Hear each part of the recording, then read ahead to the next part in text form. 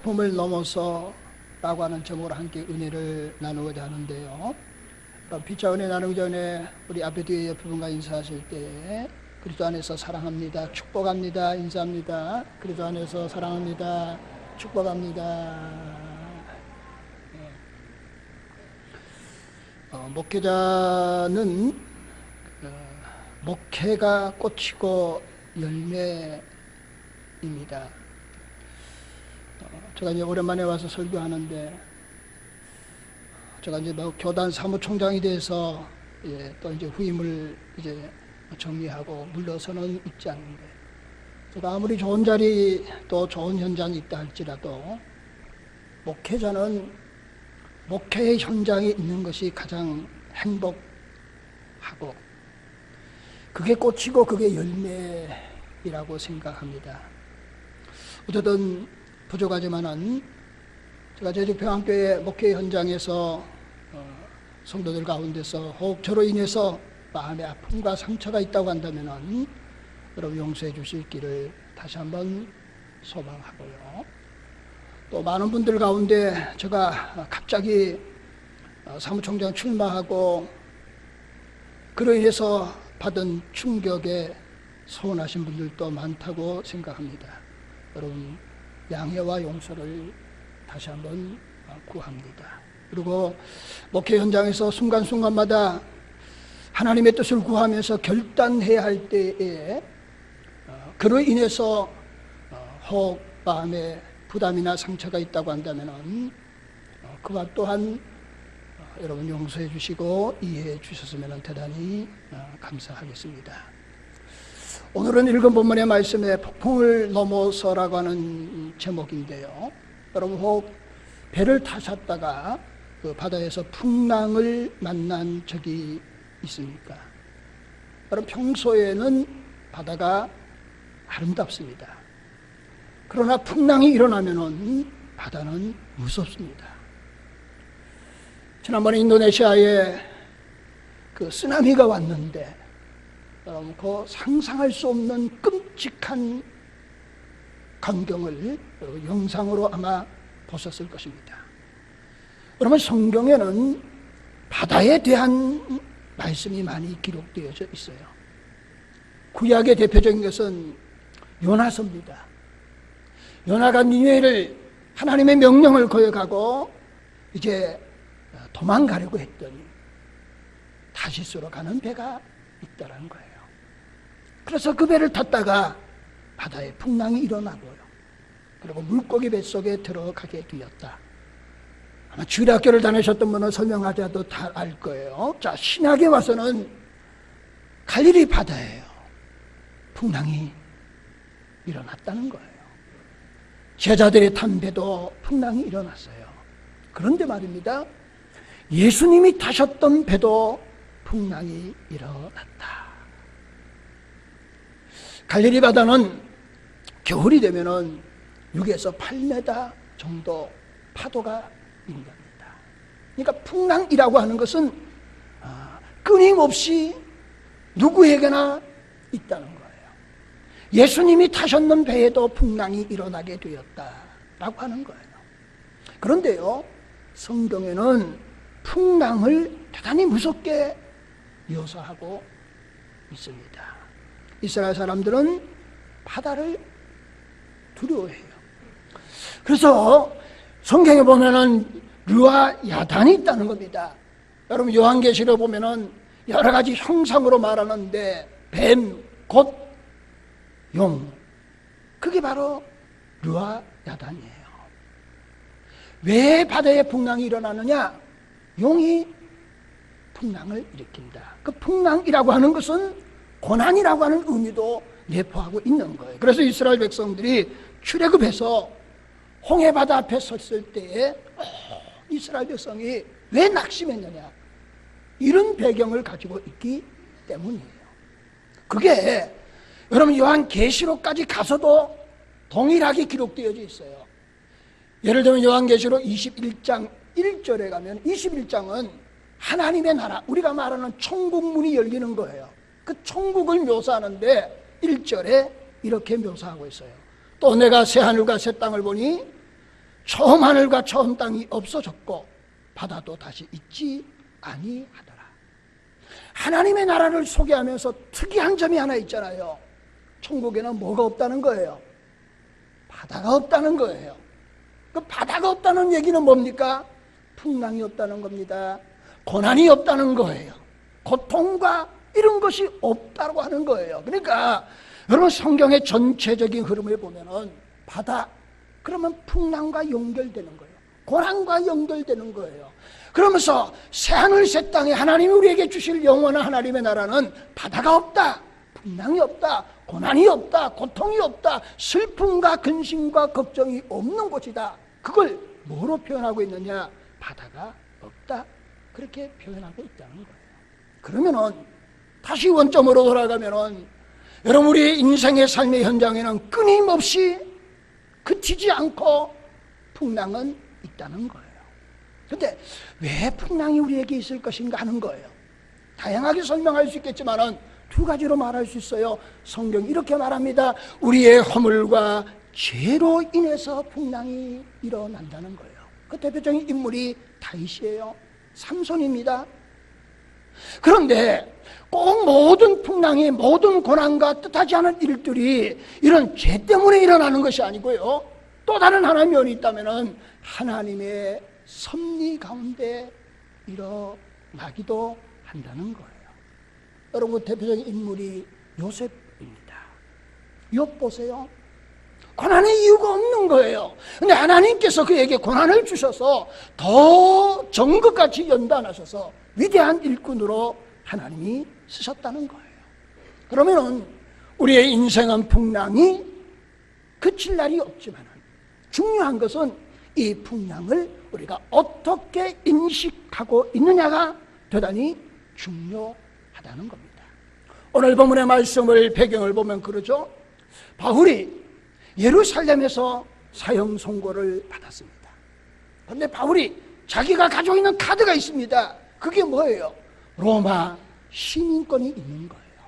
그러니까 난 로마 사람이니까 예루살렘에서 사형 언고를 받아도 우리로 말하면 대법원에 갈 수 있는 거예요. 로마 시민권을 가지고 있기 때문에 황제에게 가서 재판을 받을 권리가 있는 거예요. 그래서 바울이 상소한 겁니다. 그래서 바울을 태운 죄수가 된 거죠. 그래서 그 사람을 로마로 이송하는 거예요.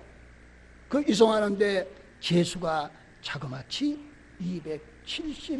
276명이나 탄 배에 한 죄수로 바울이 타게 된 거예요. 근데 그 시점이 겨울입니다.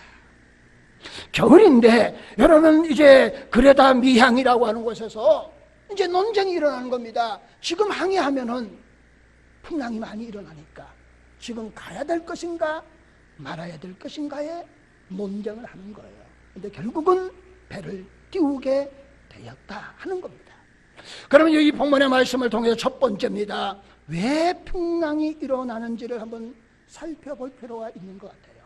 자, 오늘 바울이 탄 배에 네 종류의 사람들이 있습니다. 첫 번째는 선장이 있어요.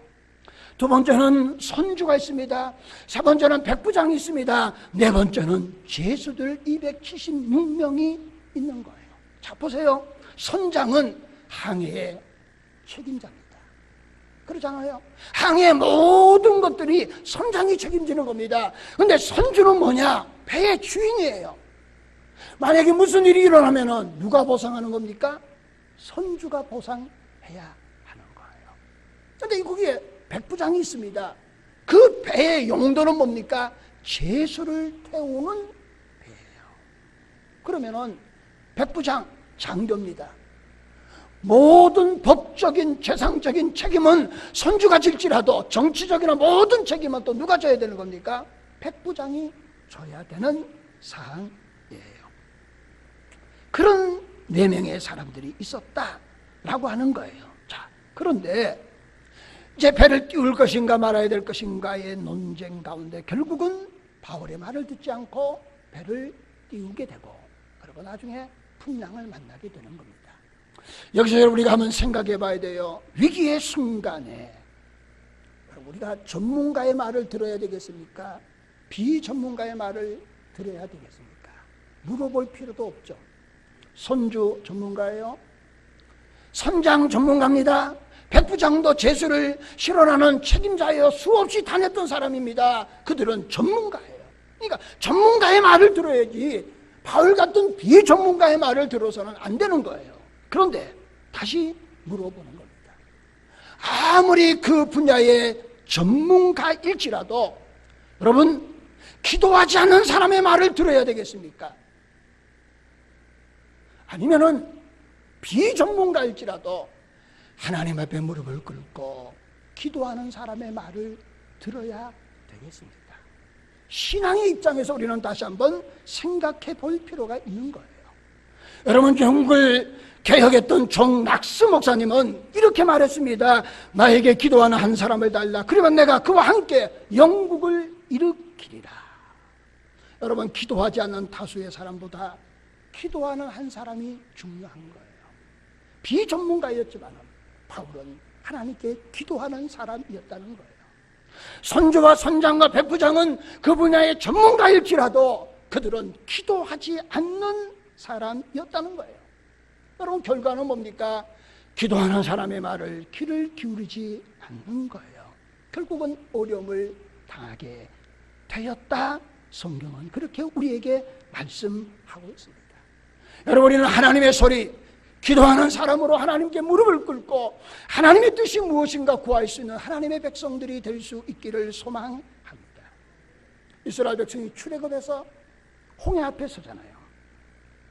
300만 명이나 되는 거예요. 나오자마자 광야에 들어서는 순간에 불평과 원망을 시작합니다. 그리고 그들이 한결같이 말하는 겁니다. 우리가 다시 돌아가자는 거예요. 어디로? 애굽으로. 만약에 그들의 말대로 애굽으로 돌아갔다면 이스라엘 백성은 가나안 땅에 들어가지 못했을 것이라는 거예요. 여러분, 누구의 소리를 들어야 되느냐 하는 거예요. 하나님의 소리에, 하나님의 뜻에 무릎을 꿇고 그 소리를 듣고 그 뜻을 알고 사명으로 세워져 있는 하나님의 사람들이 되기를 소망합니다. 여러분, 예수님이 빌라도의 법정에 서게 됩니다. 예수님이 제수가 된 거예요. 그리고 빌라도의 앞에 2명의 제수가 있습니다. 예수님이 죄인이 아님에도 불구하고 제수가 돼요. 또 한 사람이 있잖아요. 바나바라 하는 사람이 있잖아요. 그리고 빌라도가 선한 마음을 가지고 군중들에게 묻는 거예요. 이 2사람 중에 내가 누구를 낳아줄 것인가? 당연히 그 회중들이 예수를 낳아달라고 말할 줄 알았잖아요. 바나바는 행악자 아닙니까? 강도 아니에요. 마땅히 사형 선고를 받아 죽어야 될 사람입니다. 그런데 100% 군중들이 이렇게 외치는 거예요. 바나바를 놔달라는 거예요. 그리고 예수를 십자가에 못 박으라고 외쳤던 것을 보게 되는 겁니다. 사랑하는 성도 여러분들, 정말 신비한 것을 여기서 발견하게 되는 거예요. 하나님은 옳지 않는 다수의 주장을 통해서 하나님의 뜻을 이루셨다라고 하는 거예요. 예수를 십자가에 못 박으라고 하는 그들이 말이 옳았기 때문에 예수님이 십자가에 죽으신 것이 아니에요. 그들이 옳지 않음에도 불구하고 하나님은 그걸 통해서 인류를 구원하셨다라고 하는 사실입니다. 사랑하는 성도 여러분, 교회에도 여러 가지 사안을 놓고 그리고 민주적으로 처리하기 위해서 교인들의 의사를 묻기도 합니다. 그렇게 하는 것이 우리에게 있어서 최선의 선택이고 방법일 수밖에 없습니다.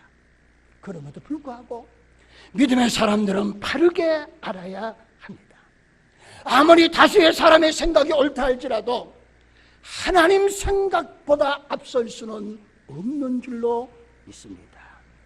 하나님은 우리를 통하여 사람을 통해서 일하시지만은 그러나 우리가 하나님을 대신할 수는 없는 거예요.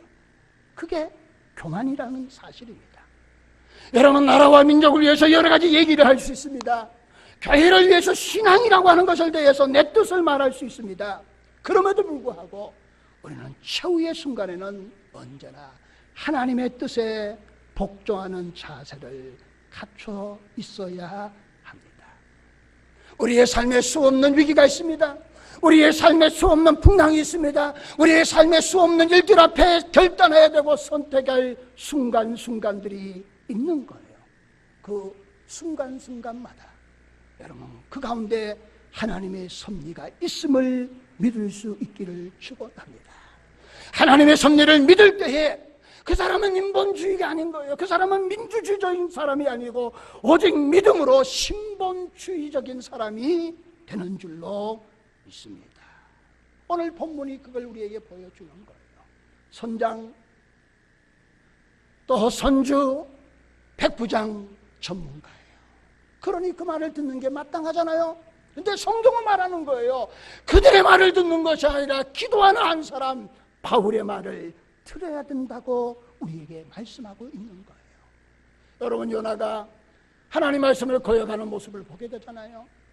하와가 뱀의 꼬임을 받아서 보니까 보암직도 하고 먹음직스럽고 탐스럽고 그걸 먹는 순간에 하나님과 같이 될 것만 같은 유혹을 받잖아요. 여러분, 우리는 때로는 이런 유혹들이 우리 앞에 있는 거예요. 그럼에도 불구하고 우리는 그 순간순간마다 하나님의 섭리를 믿을 수 있기를 축원합니다.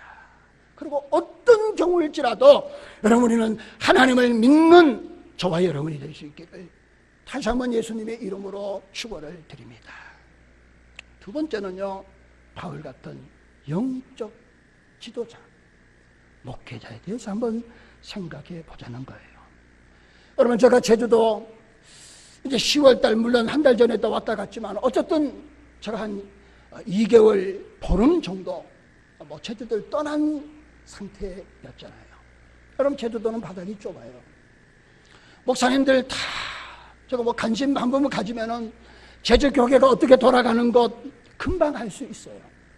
지난번에 CCC와 여러분 그 선교대회하고 그 멤버들이 우리 제주도를 성시하자고 그래서 그 멤버들이 다시 성시화 운동 공부 이제 며칠 후면은 해요. 이번 주 목요일에 하는데 나보고 도망갔다고 인사하러 오라고 그래요. 근데 목요일 날 내려올 시간이 안 돼요. 그분들이 뭐 이런저런 얘기를 하다가 제가 최근에 일어난 제주 교계의 어떤 목사님의 아픔, 제가 좀 두리뭉실 얘기해야 돼요. 좀 구체적으로 얘기하다 보면 여러분 또 눈치채시면은 문제가 생길 것 같으니까 용서하시고요. 어떤 목사님이 좀 힘드셨나 봐요. 그래서 제주도를 밤에 일주를 제가 몇 번 했다고 말하지 않을게요. 밤새도록 돌아오셨대요. 초저녁부터 새벽이 될 때까지 계속. 그 다음 얘기도 안 할게요. 네, 여러분이 충격일 것 같아서. 그래서 얻은 결론이 뭐냐? 운전을 하면서 하나님께 기도하며 눈물을 흘리면서 개척하자. 그런데 그 주간에 여러분 이창수 목사님 내려왔어요. 앉아서 이렇게 쭉 얘기하는데 이찬성 목사님하고 쭉 이렇게 얘기하다가 이제 그냥 좀 짧게 얘기할게요. 이찬수 목사님이 그런 얘기를 했대요. 목사님, 아무리 목회자일지라도 울분이 일어나면은 그 순간에 마귀가 틈을 탑니다. 다시 한번 재고하시죠. 그래서 여러분, 목회자는 그냥 감정대로 하면 문제가 생기는 거예요. 그 일을 놓고 수없이 기도해야 되는 거죠. 그러면서 이렇게 말하더래요. 지금 겨울인데 나무들이 옷이 다 벗지 않았습니까? 왜일까요? 겨울을 준비하기 위함입니다. 겨울의 고난이 끝나고 나면 봄이 되면은 거기에 싹이 나고 꽃이 피고 열매를 맺습니다. 목사님 힘드셔도 참으세요. 참았으면 좋겠습니다. 언젠가는 목사님을 통하여 꽃이 피고 열매가 맺을 겁니다. 그 목사님이 그 말에 힘을 얻고 다시 목양에 전념할 수 있었다는 거예요. 여러분, 영적 리더자, 목회자 바로 이래야 되는 줄로 믿습니다. 우리 제주 평화가 어떤 의미에 보면은 여러분 위기의 순간에 있다고 볼 수 있는 거예요. 여러분, 전환점에 있는 거예요. 제5대 제주평안교회 담임 목사를 지금 정해야 되는 순간에 우리가 서 있는 겁니다. 바라옵기는 제가 선거운동도 하는 거 아니에요. 아시다시피 청빙위원회 여러분 제가 전혀 관여하지 않았어요. 그냥 나중에 결과만 보고 받은 겁니다. 뭐 하는 거 아니에요. 그러나 여러분, 믿음으로 하나님의 섭리를 발견하는 저와 여러분이 될 수 있기를 소망합니다. 제가 이 청빙과 관련돼서 제가 관심을 갖고 있다가 저가 만든 거 아니에요. 누군가 만든 걸 제가 카피해서 말씀드린 겁니다. 그러니까 여기 오해 없기를 바라요. 어떤 청빙위원회에서 보고서를 이렇게 작성했답니다. 여러분, 그 청빙위원회에서 보고서의 내용은 이런 겁니다. 성경에 나타나는 인물들을 담임 목사로 청빙하기 위해서 이렇게 자신들이 체크했다는 거예요. 13명 한번 들어보세요. 설명하려면 기니까 빨리 하겠습니다. 나머지는 여러분이 쓰세요. 첫 번째 아담입니다. 그런데 아담은 과거에 아내와 벌거벗은 적이 있어서 안 됩니다. 두 번째는 노아예요. 노아는 너무나 비현실적으로 배 만든 너무 몰두해서 우리 담임 목사는 안 되겠습니다. 세 번째는 요셉. 여러분, 요셉 같은 목회자 오면 얼마나 좋겠어요? 그런데 이렇게 말했습니다. 꿈은 크지만은 허풍쟁이라서 안 됩니다. 그래서 탈락. 그다음에 모세입니다. 모세 얼마나 리더십이 강합니까? 근데 모세는 안 돼요. 왜? 말을 더듬고, 또 모세는 과거에 뭐예요? 종가가 있어요. 살인자이기 때문에 안 됩니다. 그래서 모세도 탈락했답니다. 그 다음에 다섯 번째입니다. 드보라. 여자이기 때문에 안 됩니다. 그래서 또 탈락했대요. 그 다음에 여섯 번째는 다윗입니다. 얼마나 촉망받는 후보자입니까? 그런데 과거에 간통죄가 있어서 안 됩니다. 그 다음에 솔로몬입니다. 여러분, 솔로몬 위대한 설교자고 시인이고 그러잖아요. 그런데 솔로몬은 여자 문제가 복잡해서 안 됩니다. 그래서 탈락. 그 다음에 엘리야예요. 여러분, 엘리야 얼마나 기도하는 사람이에요. 이런 목회자면, 저도 엘리야 같은 목회자면 얼마나 좋겠습니까? 그런데 이분도 안 된다는 거예요. 왜? 쉽게 낙심하고 좌절하기 때문에 안 됩니다. 그런 거예요. 마지막 아홉 번째인가요? 호세아입니다. 여러분, 호세아는 뭐예요? 하나님의 사랑을 대변하는 거잖아요. 호세아 같은 인자한 목회자가 얼마나 좋을까요? 그런데 호세아도 탈락했습니다. 왜? 아내를 다스릴 줄 모르는 목회자이기 때문에 안 됩니다. 그 다음에 열 번째는 세례요한입니다. 세례요한은 얼마나 열정이 강합니까? 그런데 너무 직선적으로 얘기해서 성도들이 상처받을까봐 곤란합니다. 떨어진 거예요. 그 다음에 11번째 베드로입니다. 얼마나 추종력이 강합니까? 그런데 베드로는 때로는 비겁한 사람이기 때문에 안 된다는 거예요. 그 다음에 12번째입니다. 바울이에요. 여러분, 바울 설명하지 않아도 아시죠?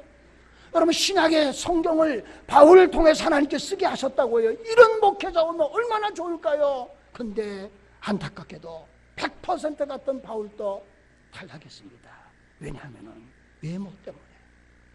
성지순례 가보시면요, 바울의 동상이 있는데요, 바울이 못생겼습니다. 그리고 대머리예요. 그래서 제가 바울 영상 보면서 나 닮았네. 착각은 자유지만은 그런 거예요. 그리고요, 바울이 탈락한 이유는 결혼하지 않았기 때문에 여성도들이 부담스러워서 안 된다. 그래서 마지막 13번째 청빙위원회에서 이 사람이 좋다고 마지막으로 내놓은 사람이 여러분 누구일 것 같아요?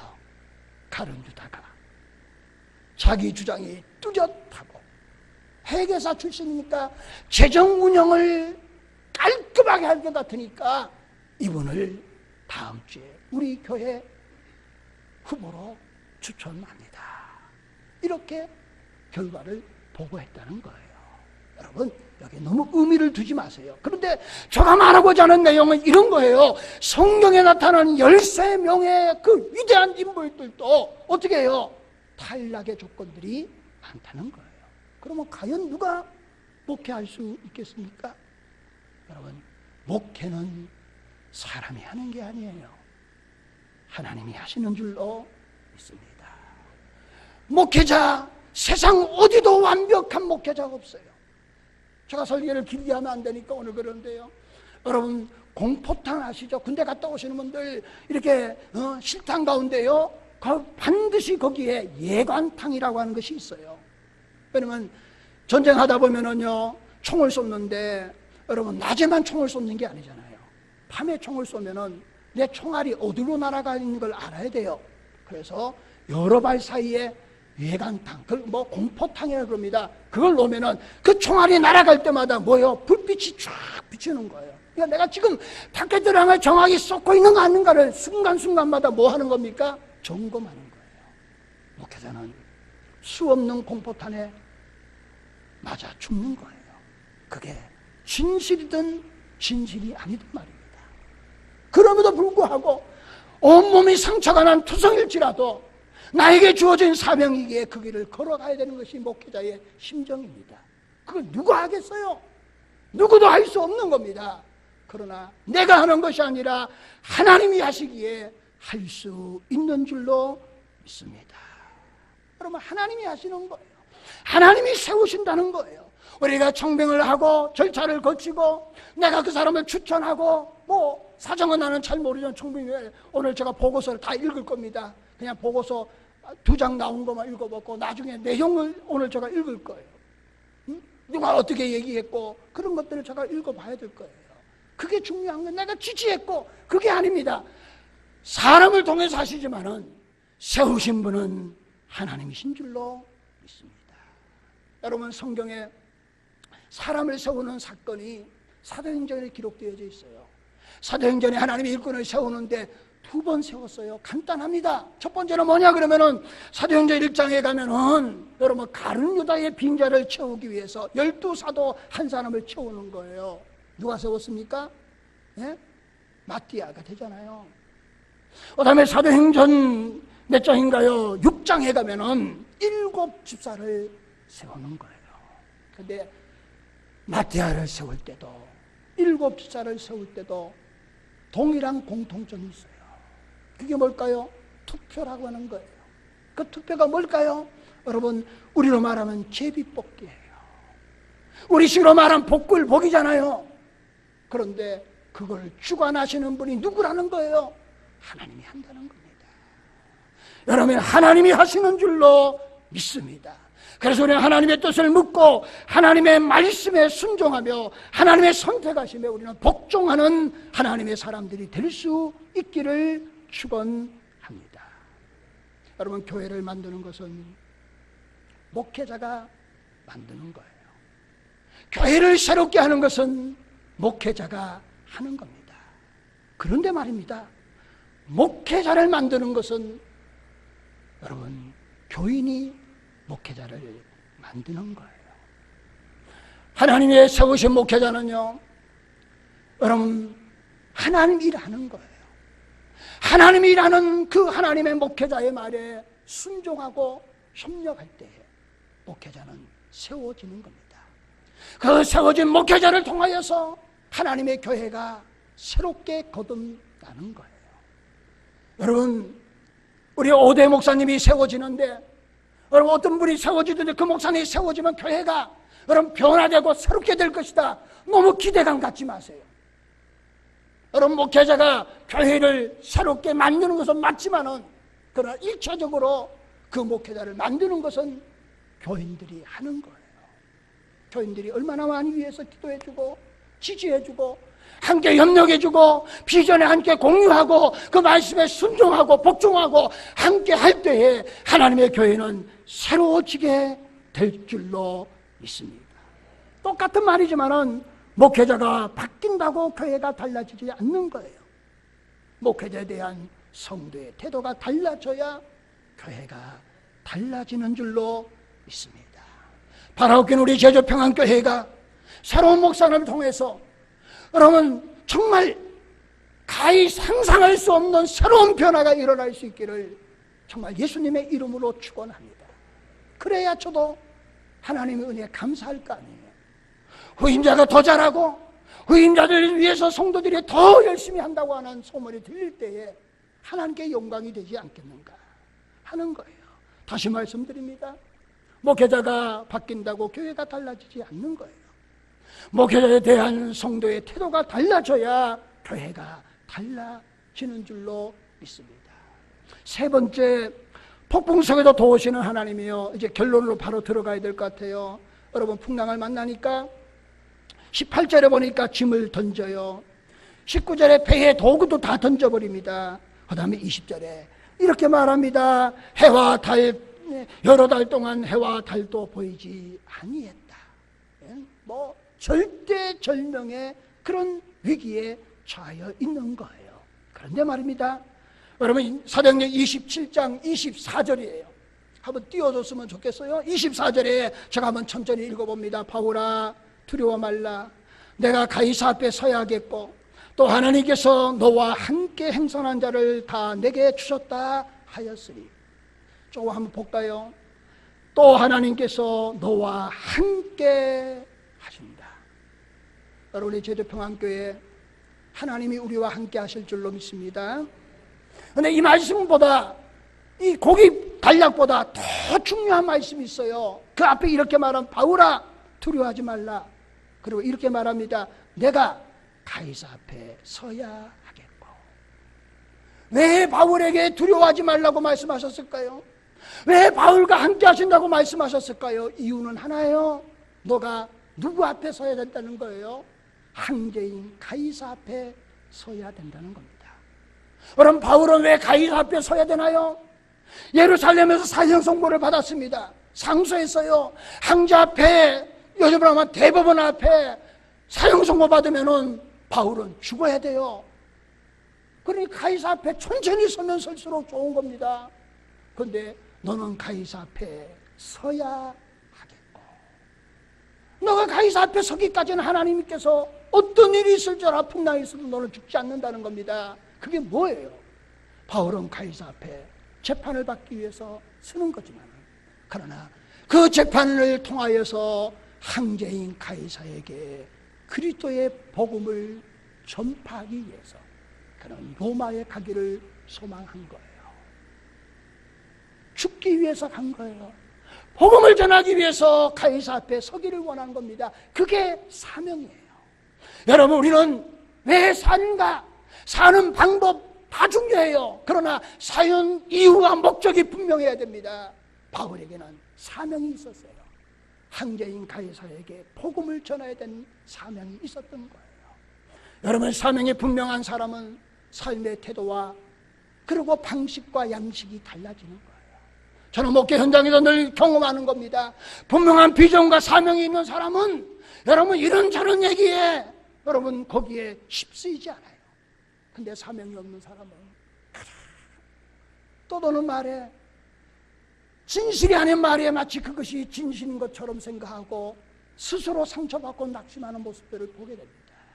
여러분, 사명이 분명하면은, 하나님이 함께 하시면은 죽음도 두려워할 이유가 없는 줄로 믿습니다. 이제 이렇게 말씀을 정리하고자 합니다. 여러분, 사도행전 27장 23절 말씀, 이 말씀이 오늘 우리 제주평안교회와 저와 여러분에게 늘 주시는 말씀이 되기를 소망합니다. 23절 제가 읽어볼까요? 내가 속한 바 곧 내가 섬기는 하나님의 사자가 어젯밤에 내 곁에 서서 말하되. 여러분, 바울의 위기의 순간 가운데 사명이 분명할 때에 전날 밤 누가 나타나신 겁니까? 하나님의 사자가 곁에 서서 바울아 두려워하지 말라. 너가 가이사 앞에 서야 하겠고 하나님이 너와 함께하고 행선지 어디를 가든지 내가 너를 지켜주시겠다. 이게 오늘 하나님이 우리에게 주시는 언약의 약속의 말씀인 줄로 믿습니다. 그러기에 세상에 어떤 것도 두려워할 이유가 없는 거예요. 왜? 살아계신 하나님이 우리와 함께 하시기 때문입니다.